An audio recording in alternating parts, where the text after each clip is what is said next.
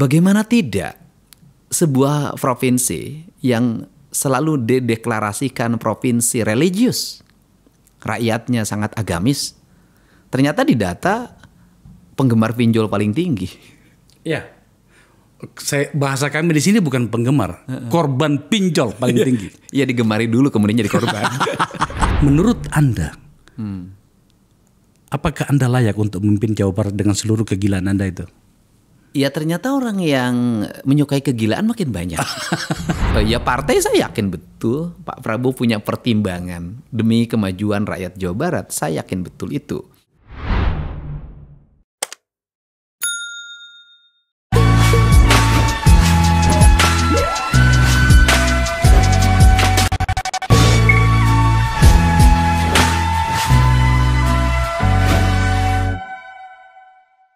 Saya itu tidak gampang kagum sebagai politisi, sebagai pembawa acara pun begitu. Tapi gue nggak ngerti sama tamu saya yang satu ini, memang gue kagum gitu. Saya mengundang sahabat saya Deddy Mulyadi. Kang Deddy. Ya, assalamualaikum. Waalaikumsalam. Sampurasun. Ini kan ciri khasnya itu tuh. Apa namanya nih? Ikat kepala Jawa Barat ya. Iya, ikat Sunda. Beliau 10 tahun jadi gubernur. Amin. Belum. Bupati di Purwakarta. Dan saya menyebut gubernur tadi, sebenarnya itu tadi maksudnya. Saya mendapat satu sumber yang mengatakan Gerindra itu bersama dengan beberapa partai telah bersepakat mengusung Kang Deddy. Nanti kita tanya bagian itu. Tapi saya mau mengidentifikasi dulu supaya orang tahu Anda itu siapa, Kang Deddy. Itu memang gayanya ente begitu ya, Bro? Ya gini aja. Saya kan HMI. Nah banyak orang nggak percaya saya HMI. Oke. Bilangnya Damas deh mahasiswa Sunda ya kan. Padahal saya tuh pengagum Cak Nur. Oke. Sebenarnya saya menerjemahkan gagasan dan pikiran Cak Nur. Keislaman, kemodernan, keindonesiaan. Nah saya menerjemahkan menjadi kesundaan karena Indonesia itu kan mengidentifikasi Indonesia menjadi gamang, menjadi semakin bias. Kenapa? Karena identifikasi aspek-aspek yang bersifat local wisdomnya agak lemah. Akhirnya kita kan agak lemah dalam menghadapi gempuran ideologisasi multidimensional. Itu kan problem sebenarnya. Kalau ini diberesin nggak akan ada lagi kita isu yang berkembang kayak sekarang fundamentalisme. Nggak akan ada lagi isu-isu yang menyangkut gerakan-gerakan ideologisasi terhadap negara ini. Nah ini kan salah satu problem yang harus diberesin. Nah kita selama ini kan gagal dalam membereskan ini. Saya misalkan contoh, kita ngomong deh, kita adalah bangsa Pancasila. Pertanyaannya adalah, ada nggak sih sekolah yang spesifikasi mengajarkan ideologi Pancasila itu sejak SD? Spesifikasinya loh, bukan pengajaran umumnya. Membentuk karakter manusia Pancasila. Kan sekolahnya nggak ada. Ada universitasnya aja. Nah, kemudian pendidikan keluarga, kan semakin nggak ada. Nah, siapakah orang yang atau komunitas atau kelompok masyarakat atau dalam istilah orang Sunda kabuyutan itu yang sangat konsen terhadap seluruh nilai-nilai ini adalah kelompok tradisi. Itu yang membuat Anda memilih untuk bergerak dan larut dalam isu itu ya? Lah iya, karena bagi saya kan kalau ingin mempertahankan Indonesia itu harus membangun diri dalam resonansi tradisionalisme. Kan orang tradisional itu kan sederhana. Bertuhan itu merawat alam semesta. Sederhana dia. Bertuhan itu merawat alam semesta. Alam semesta. Jadi kita akhirnya punya jawaban kenapa kemudian Kang Deddy itu setidaknya selama menjadi bupati itu agak fokus pada pengelolaan alamnya. Iya, karena dengan pengelolaan itu akan melahirkan keadilan. Bohong besar kita ingin membangun keadilan dengan melakukan perusakan alam. Yang terjadi adalah kita akan semakin membangun ketidakadilan. Semakin banyak orang yang sangat kaya raya dan semakin banyak orang yang jatuh miskin. Mencari air bersih pun untuk mandi nggak ada. Ini kan problem loh gitu loh. Walaupun simbolisasi kita terhadap itu sangat tinggi. Nah, saya mempelajari itu. Nah, kenapa? Karena orang yang memiliki kedekatan pada alam itu pasti dia berbuat adil dalam hidupnya. dia tidak akan serakah, dia akan konsen pada kemanusiaan. Karena apa? Jangankan pada manusia, pada semut pun dia menghormati. Nah, dari itulah prinsip-prinsip dasar kemanusiaan, prinsip-prinsip Pancasila yang diajarkan dalam prinsip Gini Kang, keindonesiaan. Oke. Saya tentu saja suka pada jawaban seperti ini. Kan ya saya juga kan anak desa juga kan. Tapi yang saya maksud adalah dalam banyak kasus terutama pada karakter dunia ketiga seperti kita, di mana pembangunan itu kita pahami sebagai sesuatu yang tampaknya tidak bisa ditawar-tawar. Persis. Hingga kemudian kadang-kadang kita mengabaikan hal yang lain, salah satunya adalah lingkungan. Bagaimana Anda mempertemukan diri agar kemudian tidak menjadi chaos, setidaknya dalam pikiran Anda untuk sebuah kebijakan? Ya, kalau tidak menjadi chaos, minimal kita ada barikade. Kita membangun sempurna itu kan nggak mungkin. Ya. Tetapi setidaknya diri kita sudah membentengi. Sehingga kalau ngomong pembangunan, saya katakan pembangunan dimulai dari tata ruang. Kita ini ngomong pembangunan luar biasa, tapi kita tidak pernah mengevaluasi tata ruang secara baik. Mari kita petakan tata ruang kita. Apa yang dilakukan pendekatan dalam tata ruang kita? Pendekatannya politis. Apa yang salah dengan itu? Menurut saya kebijakan yang pasti tidak boleh dibawa dalam ketidakpastian. Artinya gini loh, tata ruang itu harus dirumuskan secara teknokratik, bukan dirumuskan secara politik. Oh, oke. Kalau dirumuskan secara teknokratik, maka sudah putuskanlah tata ruang ini siapa lembaga yang bisa merumuskan tata ruang itu secara baik. Kalau mau ditunjuk perguruan tinggi aja. Kalau mau ditunjuk badan riset aja. Nggak usah. Selama ini gimana? Ya kan diputuskan di DPR. Jadi pendekatannya politik? Politik dong. Bupati kalau di daerah ya, Bupati mengajukan kepada DPRD melakukan pembahasan, kemudian nanti direkomendasikan ke gubernur. Oke. Nanti gubernur memberikan evaluasi. Oke. Kan seperti itu. Bayangin konsep tentang hidup manusia yang dilihat dari sudut pandang yang pasti. Sudut pandang pasti itu kan gini, pohon di bukit ditebang pasti longsor. Gunung digunduli mata air kering. Kan itu pasti. Tapi kan gini Kang. Meskipun tadi diputuskan secara politis, tapi kan juga pertimbangan teknokratiknya juga kan ada. Apa yang salah selama ini dengan itu? Iya, pendekatan politis jauh lebih tinggi dari teknokratik. Karena begini loh, secara teknokratik ia diputuskan oleh lembaga-lembaga di kementerian, ya kan, di provinsi. Pertanyaannya, sejeli dan sedetil apa mengamati tata ruang dari seluruh Indonesia yang dibuat dalam spesifikasi khusus, artinya dibuat dalam zona. Makanya tata ruang itu kan tidak bisa dirumuskan per kabupaten kota. Tata ruang itu kalau mau dibikin per pulau. Dibikin dalam bentuk per pulau. Per pulau satu tata ruang yang harus diputuskan nanti bersama. Per kabupaten kota gimana?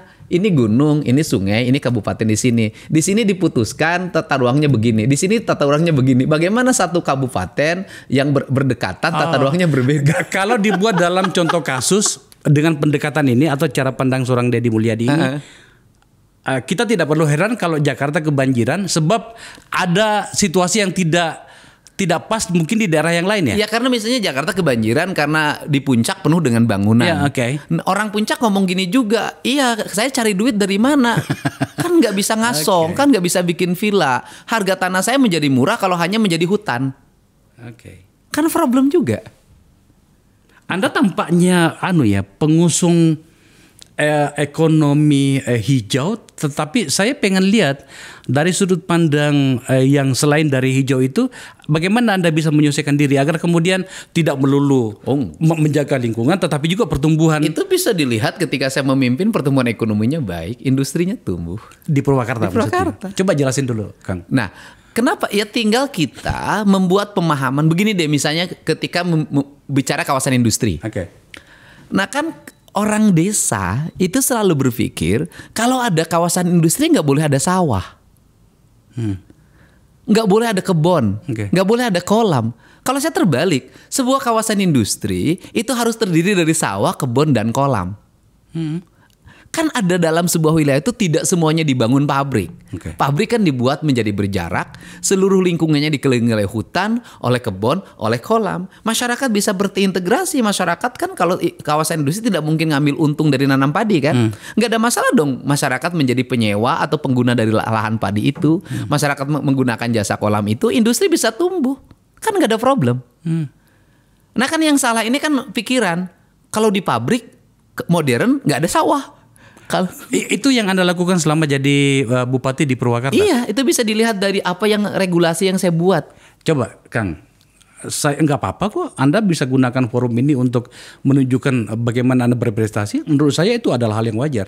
Apa yang Anda lakukan di Purwakarta hingga kemudian Anda kok menjadi sangat fenomenal, setidaknya di kepala seorang Akbar Faisal gitu. Iya, fenomenalnya memang ada kontroversi ya. Ketika saya menganggap yang disebut pembangunan itu pembangunan berkarakter. Saya ini kan orang yang nggak bisa loh, bertuhan tuh nggak boleh dipisahkan dari pembangunan. Oke. Sehingga saya mengatakan Purwakarta berkarakter misalnya pada waktu.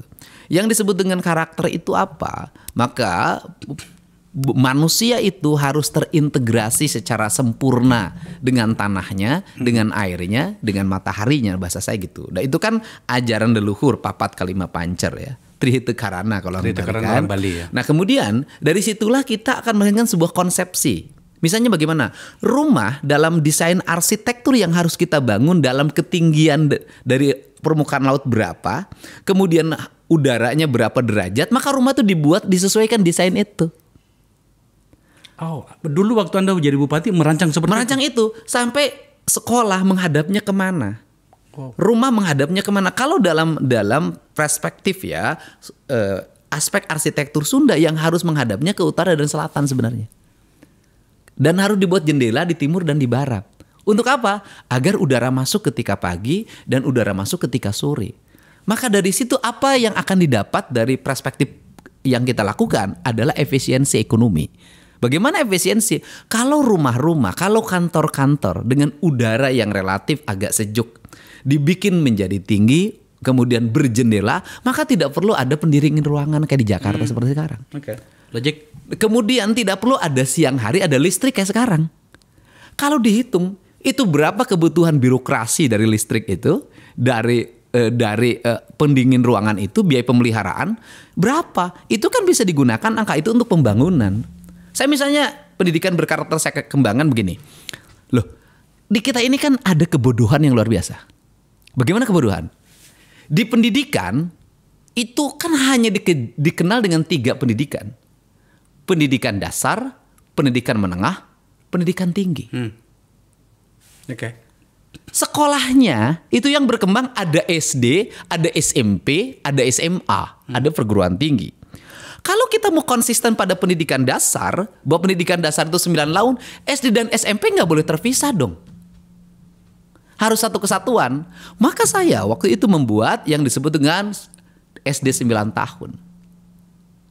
SD 9 tahun saya buat dari kelas 6 langsung naik ke kelas 7, ke 8, kelas 9 dalam sebuah komplek.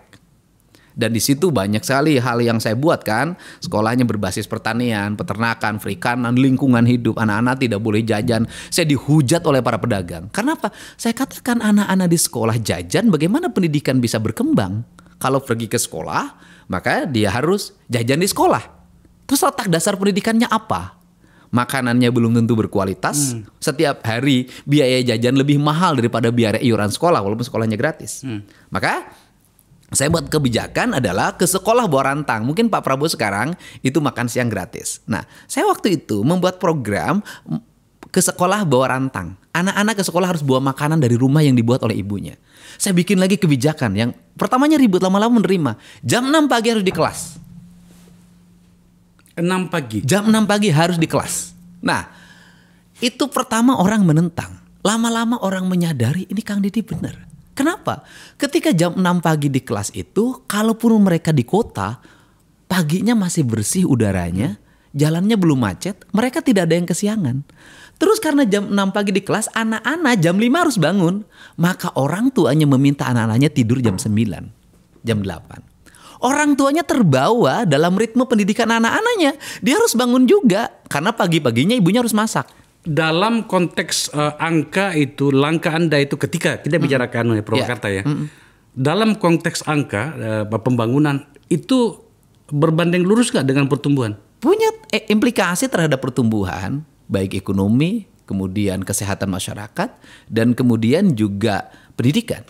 Ya, saya bertanya seperti ini karena begini kan. Tinggal lihat data dong. Ya, makanya maksud saya adalah semakin unik bagi saya Anda itu karena Anda bahkan berani sampai pada detil seperti itu ya. Saya sampai pada detil sama dokter loh.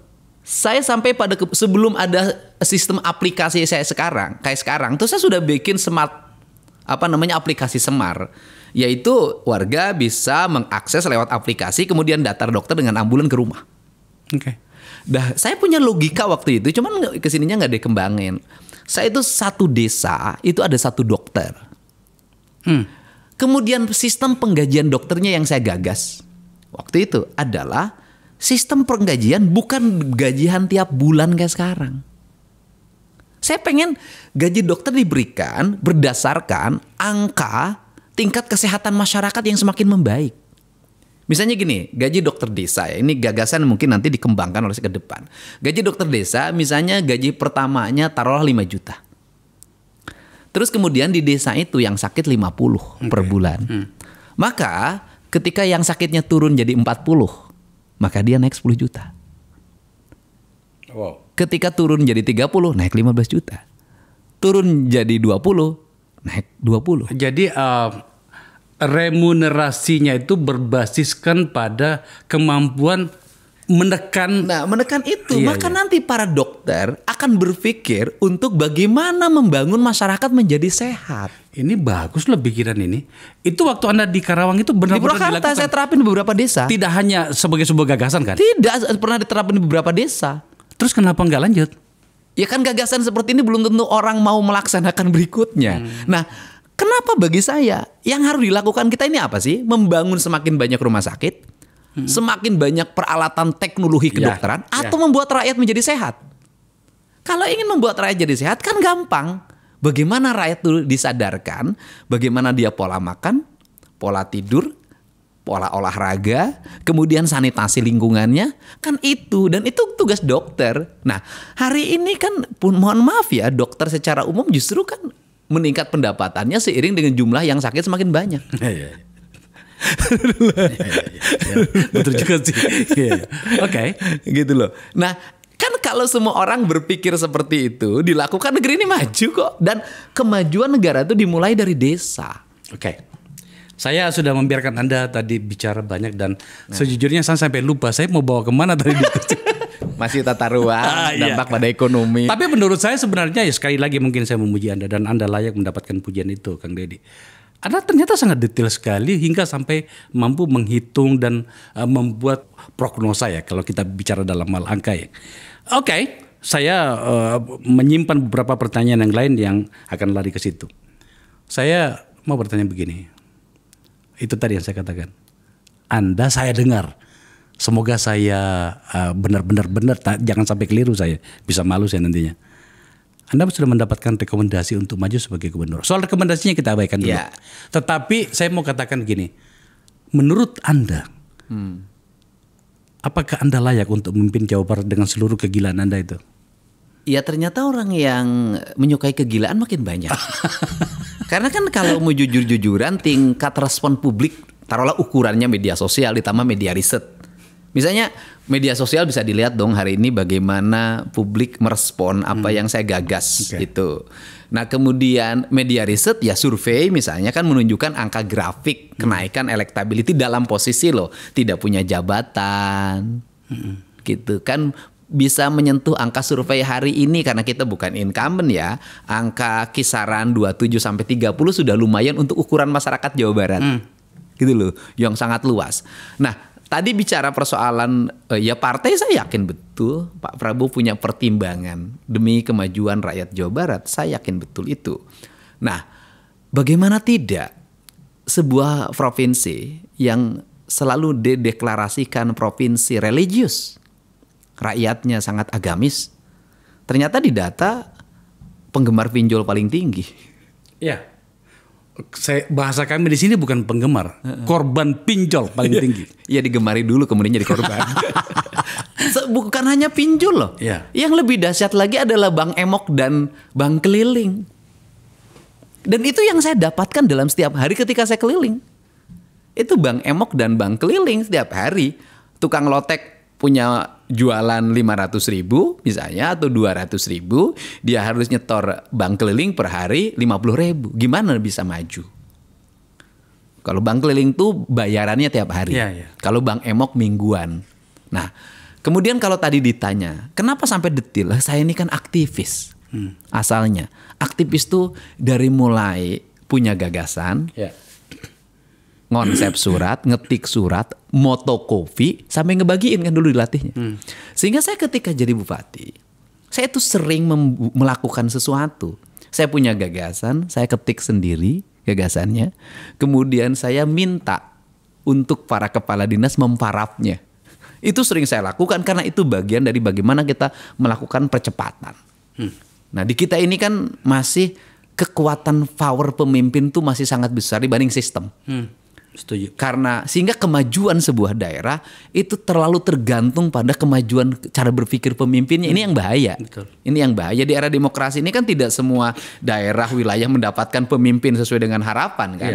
Nah, ini yang sering terjadi dalam lingkup kita. Sehingga kalau bicara perspektif hari ini ya saya tinggal menunggu rekomendasi tertulis kan.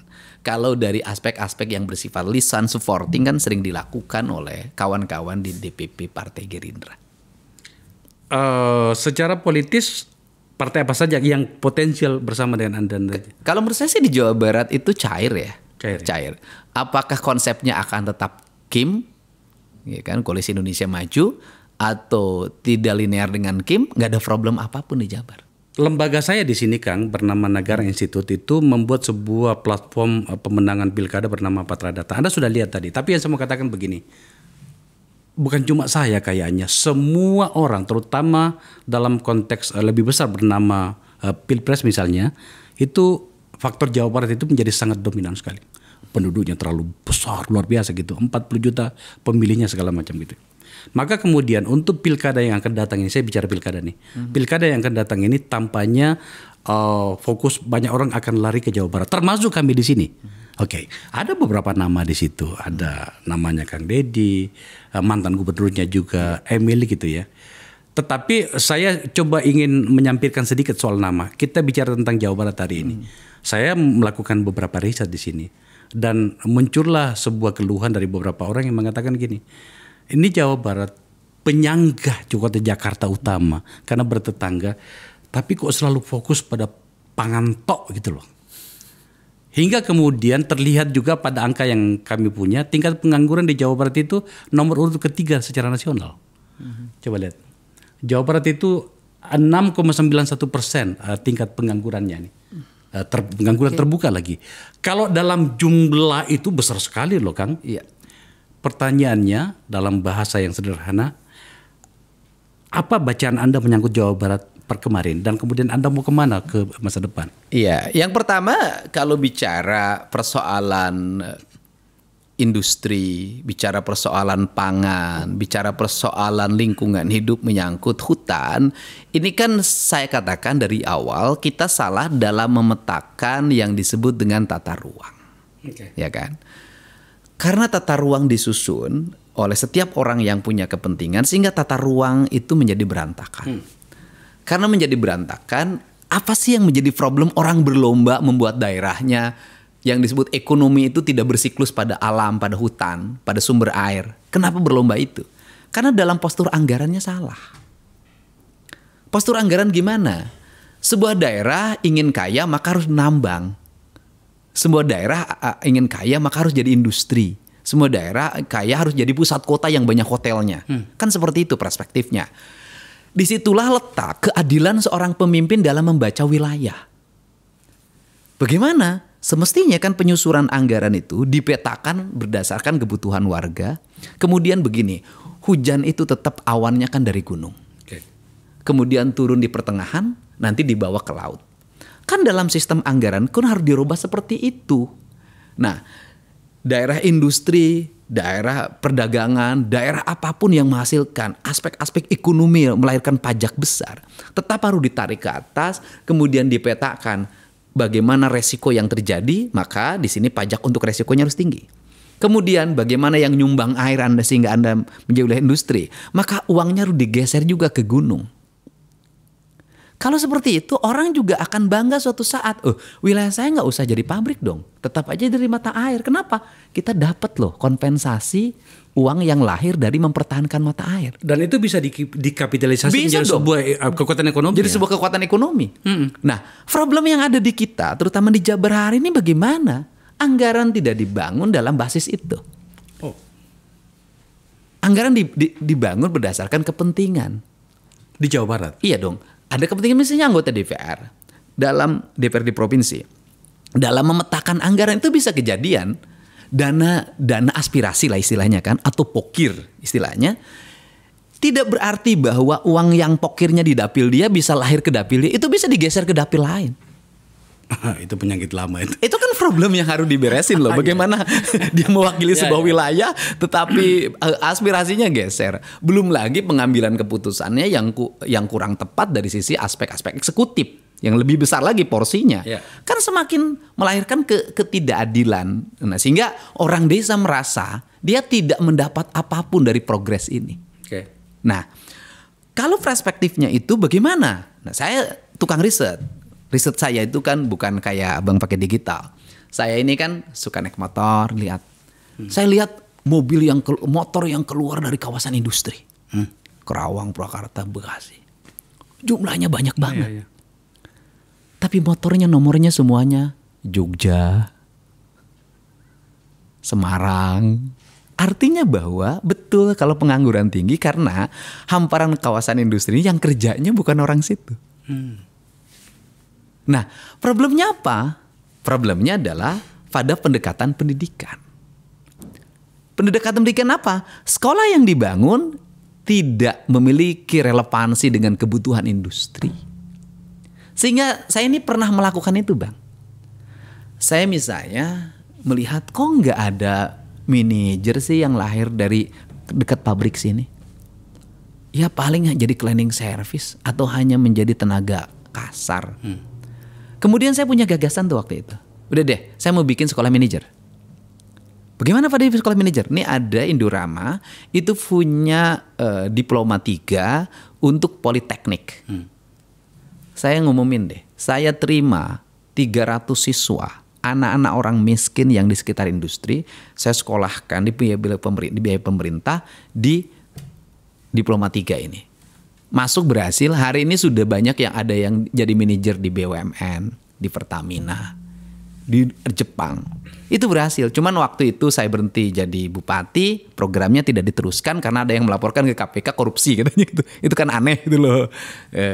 Aneh banget ya, tapi karena birokrat begitu dilaporin nggak mau lagi lah, takut gitu. Padahal nggak ada masalah apapun. Nah, kalau proses pendidikan ini dibangun di kawasan ini, jurusan apa kemudian dibaca. 50 tahun ke depan kawasan industri di Subang tuh apa kebutuhannya, di Kerawang apa kebutuhannya, di Bekasi apa kebutuhannya, Purwakarta apa kebutuhannya, Bogor apa kebutuhannya. Kemudian kita membangun sekolah itu diarahkan pada kebutuhan pemenuhan itu. Dan tidak harus seragam antar satu kabupaten. Oh iya, beda-beda. Dan bahkan saya lebih punya gagasan lebih gila lagi, bahwa sekolah untuk sekolah kejuruan hanya 1 tahun. Kelas 1 saja. Kelas 2 dan kelas 3 harus sudah magang di industri. Nanti ketemu lagi kelulusan setelah selesai. Dan selamat, bukan kayak kemarin. Itu kan busnya terbalik kan gitu. Nah, itu kan jangan lagi harus selamat. Nah, ini problem. Nah, kenapa sih problem di kita ini nggak cepat tertangani? Karena semua orang berpikirnya di langit. Pemimpinnya hanya memberikan gagasan pada level gagasan. Tingkat teknisnya nggak ada yang ngelaksanain. Nah, orang Sunda itu manajemennya begini, kata orang Sunda. Nyangagogog, nyamantog. Maksudnya apa? Artinya, ya bicara ya mengerjakan. Baru bisa beres, Pak. Kata orang Sunda. Kata orang Sunda. Harusnya kan begitu ya? Harusnya begitu. Kalau kita hanya bicara saja, nggak dikerjakan. Hasil seminarnya bagus, rekomendasinya bagus, yang ngerjainnya nggak ada, nggak bisa, Pak. Kang, tadi itu pertanyaan saya adalah, apa catatan Anda menyangkut yang lalu itu? Apa yang Anda barusan sampaikan itu adalah jawaban dari pertanyaan saya tadi ya? Ya mungkin.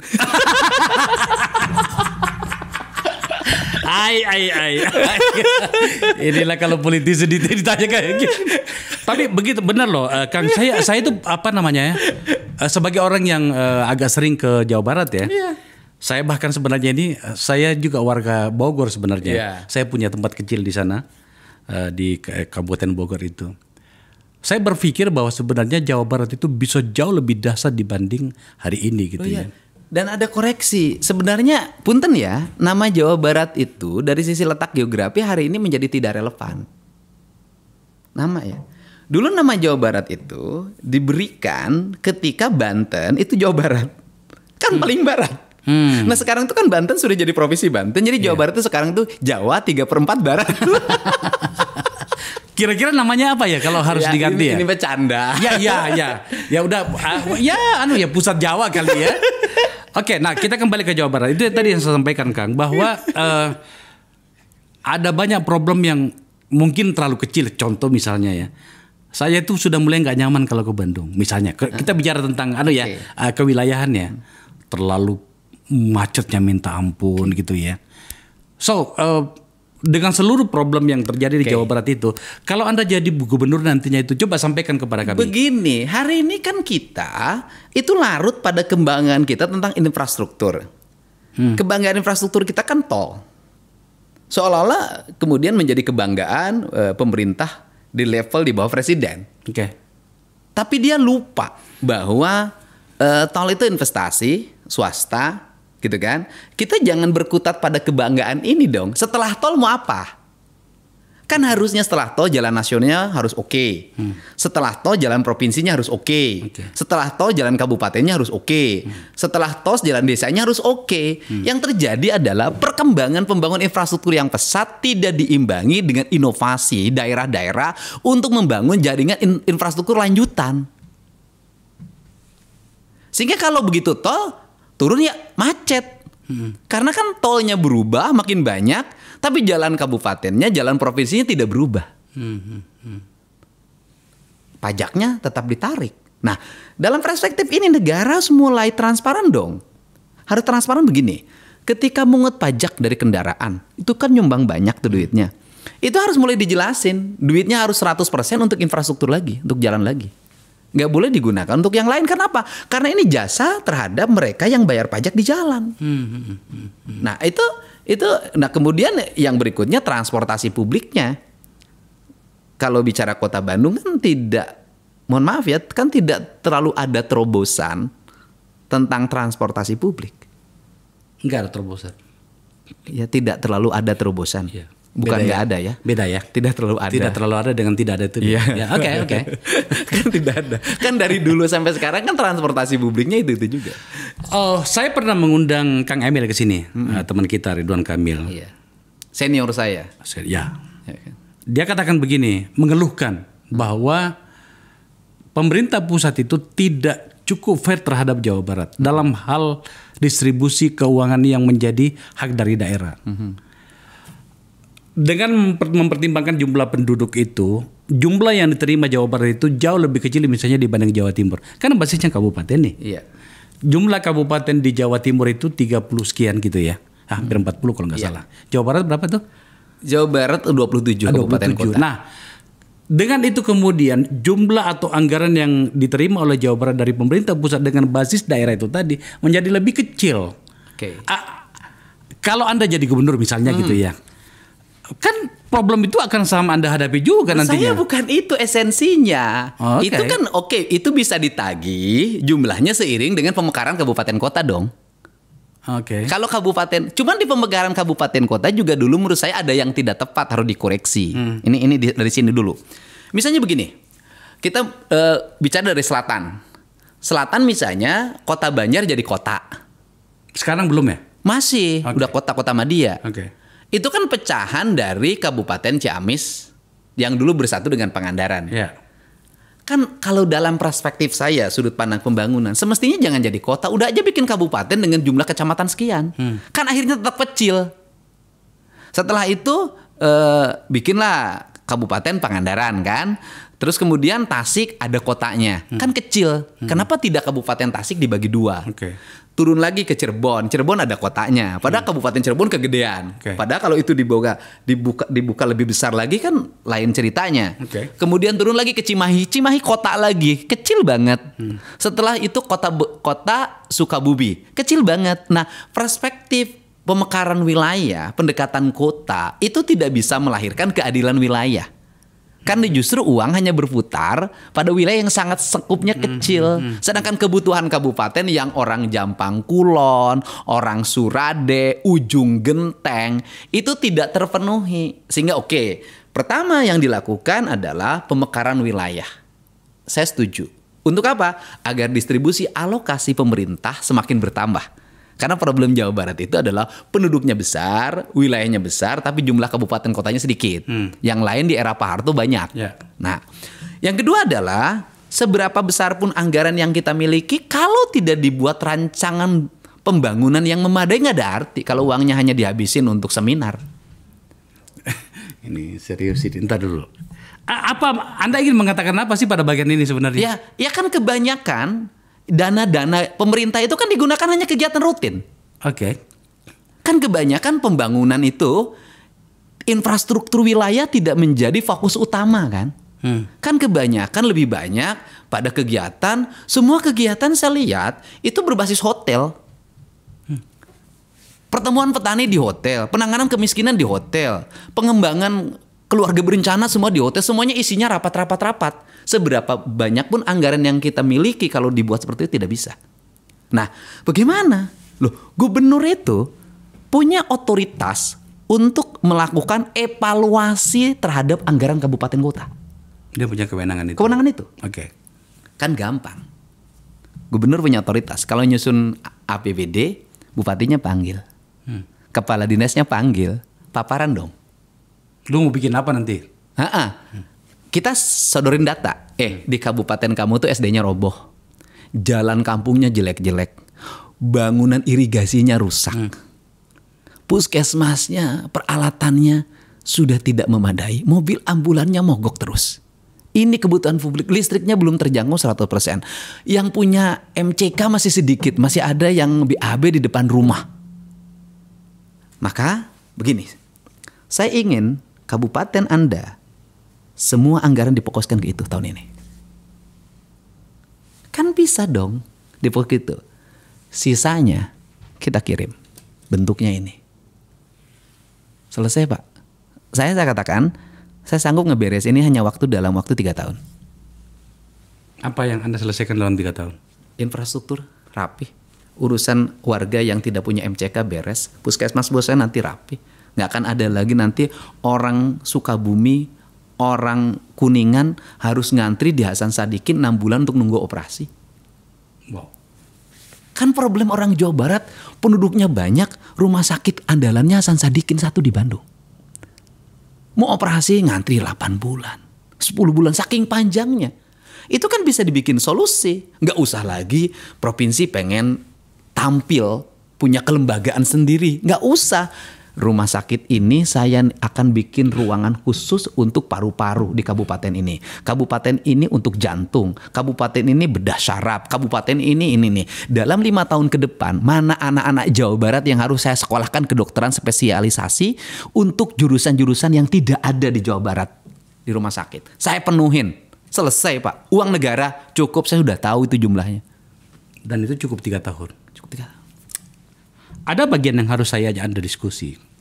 Bahwa selama ini pemimpin daerah atau calon pemimpin daerah itu kalau bicara di kepalanya itu, di memorinya itu adalah bahwa saya akan mengoptimalkan dana negara yang berasal dari pusat itu untuk dipakai di daerah.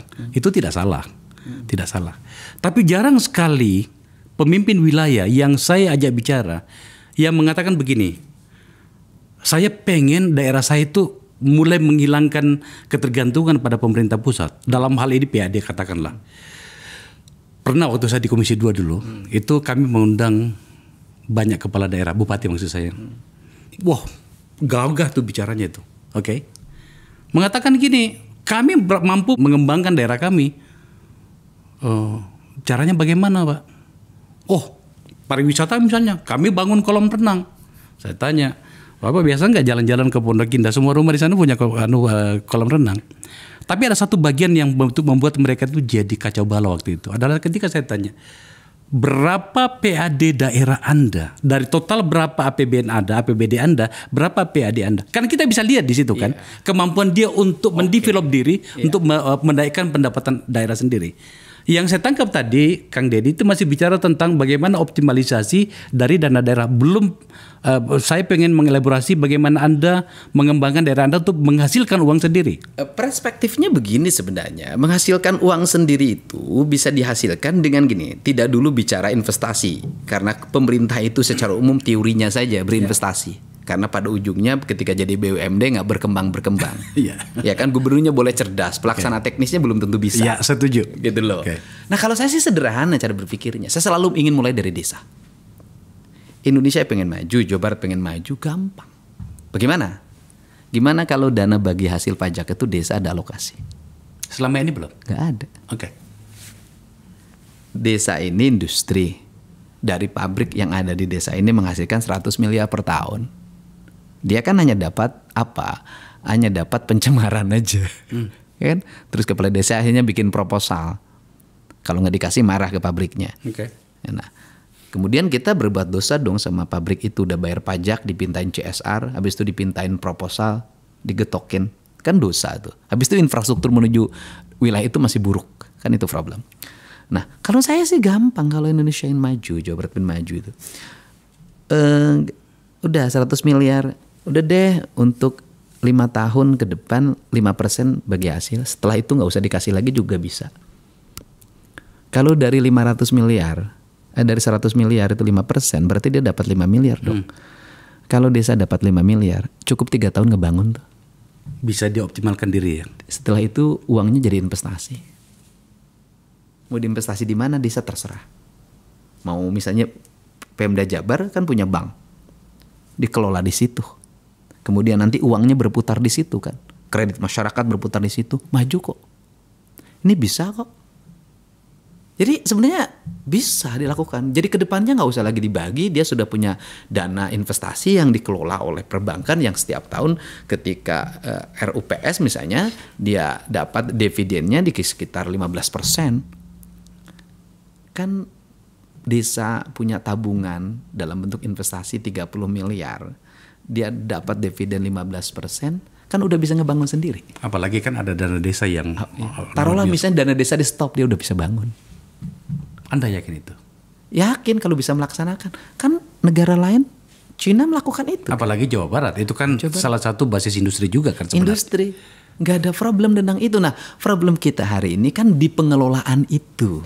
Eksekutornya. Iya, kita kan menjadi bias. Misalnya ketika ditarik, semua pajak kan ditarik tuh. Apalagi yang lebih lucu lagi misalnya perusahaannya di Jawa Barat, tapi bayar pajaknya di DKI. Karena kantor pusatnya di DKI. Kan problem juga. Ini kan problem di kita. Makanya Jakarta dapat banyak karena hampir semua perusahaan raksasa kantor pusatnya di Jakarta. Ada punya catatan nggak Jawa Barat kehilangan pemasukan dari sektor yang Anda barusan ngomong itu berapa besar? Ya menurut saya agak besar ya. Besar ya? Itu bisa lebih dari 300-an. Ya hitung aja perusahaan yang ada di Jawa Barat, kemudian kantor pusatnya di Jakarta ada berapa, bayar pajaknya berapa, kemudian bagi hasilnya misalnya 12%. Kan lari di sini. Betul. Ada kritikan yang diajukan kepada Anda Kang Deddy dengan seluruh sikap revolusioner Anda itu. Iya. Dalam hal memimpin Purwakarta ya. Saya mengatakan begini, iya dia bisa ngurus Purwakarta, tapi itu kan hanya satu kabupaten. Ini Jawa Barat, Cing. Luas sekali jumlah penduduknya paling banyak, meskipun kabupatennya 27 atau 29. Anda bisa menjawab pertanyaan seperti ini nggak? Memimpin Jawa Barat lebih mudah dibanding memimpin Purwakarta. Bagaimana logikanya? Pertama, Purwakarta anggarannya kecil. Ya kan? Ruas wilayahnya kecil. Kan lebih sulit mengembangkannya. Potensinya tidak sebagus dan sehebat kabupaten lain. Kemudian memimpin Jawa Barat itu kan tinggal mengorkestrasi para bupati wali kota. Kan seluruh kewenangannya ada di bupati wali kota sebenarnya pembangunan ini. Tugas gubernur itu kan hanya mengorkestrasi. Ya? Dia mewakili pemerintah pusat untuk mengorkestrasi itu. Makanya pendekatannya yang tadi itu kan tinggal dipetakan dalam setiap waktu kita bicara arahnya seperti ini, diorkestrasi. Nah, para bupati wali kota mau nurut sama gubernur, ya nurut dong. Nurutnya bagaimana? Kalau dikasih anggaran Jelas arahnya, tujuannya mana nggak berbondong-bondong. Kenapa hari ini gitu loh, para bupati wali kota itu nggak begitu nurut dalam tanda kutip ya. Bukan hanya persoalan perbedaan partai. Karena apa? Karena dapat alokasinya juga susah. Tetap aja deket-deket tapi nggak dapet. Itu problem. Ntar dulu. Itu kan sudah ada formulanya kan? Loh, formulanya bagaimana? Standarisasi formulanya tidak ada. Enggak, maksud saya gini, katakanlah misalnya, Oke, saya betul. gubernur ya. Oke. Ya gubernur, ini kabupaten, bupati A, B, C, D. Ada wilayahnya, jumlah penduduknya. Ada formula yang diatur oleh undang-undang. Misalnya bagi hasil pajak. Pajak kendaraan bermotor itu ada undang-undang yang aturnya. Pajak air permukaan ada undang-undang yang aturnya. Tetapi mengenai bantuan keuangan gubernur, menjadi otoritas gubernur dan DPR. Dan itu besar. Besar banget. Itu saya katakan, itu Purwakarta pernah tidak mendapat sama sekali 0. Di masanya siapa tuh? Yang sekarang pernah. Yang zaman saya dulu pernah, sampai saya marah baru dapat. Zaman siapa sih? Saya dulu zaman Pak Her. Pernah. Tapi betul. waktu itu otoritasnya dipegang betul DPR. Oke. Setelah saya datang ke DPR baru dikasih. Oke. Zaman sekarang juga ada pernah. Nggak dapat itu di tahun, nggak tahu tahun kemarin kalau nggak salah. Waktu Kang Emil. Iya. Apa masalahnya? Nggak tahu. Masa sih Anda tidak dapat sama sekali? Biasanya Saya dapat loh, berapa? Bupatinya yang lain, bukan saya. Iya, biasanya dapat berapa? Iya, tidak ada standarnya. Itu bisa bantuannya numpuk di satu kabupaten bisa 400 miliar. Sendiri. Satu kabupaten. Kenapa 400 miliar di situ? Karena ada anggota DPR yang menjadi banggar. Oh, berarti kan itu bukan karena gubernurnya, Kang Dedi. Tapi ya kan SK-nya SK gubernur. Artinya dia bisa menolak ketika Bisa dong. dikondisikan oleh anggota DPR. Kenapa terjadi itu? Karena tidak dibikin standarisasi. SOP-nya nggak dibuat. Kalau dibuat SOP-nya bahwa bantuan gubernur itu adalah persyaratannya A, B, C, D, maka besarannya dibuat berdasarkan jumlah wilayah, kemudian jumlah penduduk, angka kemiskinan, dan infrastruktur yang masih buruk. Itu bisa. Kan ini enggak, ini berdasarkan aspirasi saja. Dan tergantung bandarnya ada di mana. Ya. Kan kalau situasi ini kan bukan cuma di sana terjadi, di sini juga Di mana-mana. Di pusat juga terjadi kan Iya, gitu. kan itu harus dikoreksi. Ya, oke. Agar melahirkan keadilan. Ya, tapi kan setidaknya saya merasa nyaman dan senang karena orang yang saya katakanlah misalnya Anda menjadi gubernur, saya yakin bahwa Anda bisa melakukannya karena sebab Anda paham masalahnya kan gitu. Iya. Pertanyaan terakhir Kang Dedi. Kita di sini di forum saya ini basa-basi itu nggak ada. Kita biasa berbicara apa saja. Iya. Karena menurut saya sudah saatnya kita bicara begitu. Kalau Anda harus mengkritik, apa kritik Anda yang paling tajam kepada pemerintahan Kang Emil dulu? Ya, orang desa kurang terperhatikan. Orang desa kurang terperhatikan. Iya, alokasi mereka sangat kecil. Selain juga ketika pembagian anggaran bantuan gubernur tidak didasarkan pada standarisasi kebutuhan daerah. Yang tadi itu. Dan itu juga bukan hanya pada masa Kang Emil, sebelumnya juga seperti itu. Gitu. Bayangin di desa itu, misalnya gini, saya bertemu kepala desa, Bapak dapat berapa? Dapat 130 juta. Kemudian dibuat untuk apa? Ya karena kita posyandu banyak, karena tujuannya untuk posyandu, ya akhirnya ya dibagi-bagilah, ada yang dapat 600 ribu. Akhirnya infrastrukturnya nggak ada. Padahal di Jawa Barat itu yang menjadi problem utama adalah infrastruktur menuju daerah-daerah, menuju desa-desa. Kan daerah pegunungan, daerah menuju laut. Jadi gini, ada kemegahan infrastruktur yang dibangun. Tetapi di balik kemegahan itu ada juga infrastruktur yang terkorbankan demi sebuah kemegahan. Saya paham maksudnya. Gitu loh. Anda dulu jalan deh silahkan dari mulai arah Subang, pinggir pantai, Cirebon, kota Cirebon, nggak usah jauh-jauh. Nanti apalagi masuk ke ujung Genteng, ke dalam ke daerah-daerah di pegunungan Garut, ke dalam, banyak sekali problem yang belum terselesaikan. Iya. Nah itu kuncinya adalah bagaimana membangun keadilan bagi masyarakat desa, karena Jawa Barat itu adalah desa secara umum. Kebijakan mercusuar itu ternyata juga masih tinggi di Jawa Barat ya. Karena bagaimanapun kebijakan mercusuar itu penting. Pencatatan ya. Ya penting kan, karena mungkin orang kalau hanya bangun jalan saja tidak akan tercatat apa hasil ketika memimpin. Tapi kalau yang mercusuar ada kan, yang mercusuarnya itu yang diingat.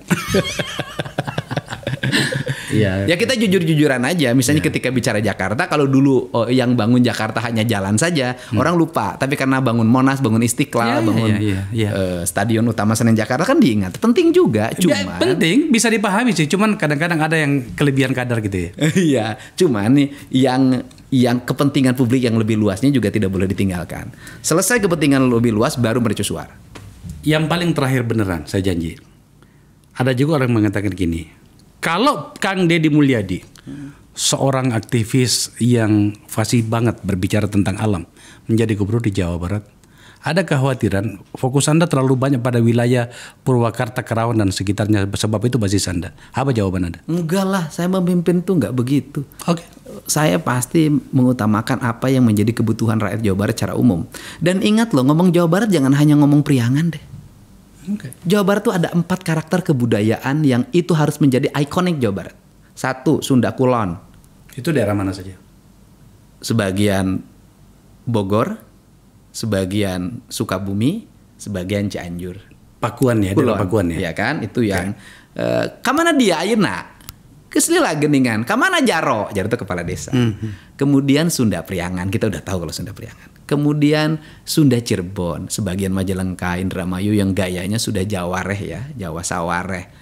Ya, udah lama ya sini ya. Gitu. Kemudian geser lagi, kemudian ke sini ke Sunda ini Betawi. Ada Sunda Betawi. Lah ini yang gaya Betawi Bekasi.